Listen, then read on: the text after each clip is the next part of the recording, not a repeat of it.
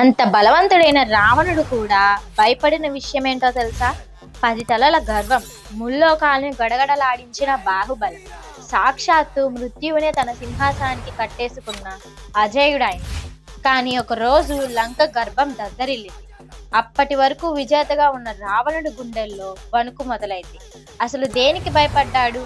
ఏ సైన్యాన్ని చూసి, ఏ ఆయుధాన్ని చూసి?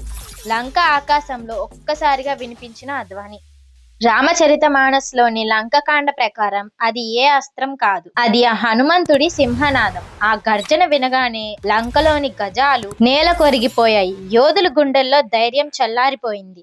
ఆ ధ్వనికి లంక కంపించింది. రావణ తన సింహాసాన్ని గట్టిగా పట్టుకున్నాడు. రామనామ శక్తి ముందు రాక్షస బలం నిలవలేదు. భక్తి ముందు ఏ శక్తి నిలవదు. మీరు కూడా హనుమంతుడి భక్తులైతే వెంటనే జై హనుమాన్ అని కమెంట్ చేయండి. ఈ దివ్య క్షణాన్ని మీ కుటుంబంతో, మీ స్నేహితులతో తప్పకుండా షేర్ చేయండి. రావణుడిని కనిపించిన ఆ గర్జన శక్తి గురించి ఇంకా ఒక రహస్యం ఉంది. అది పార్ట్ 2లో చెప్తా. Thanks for watching. Please subscribe.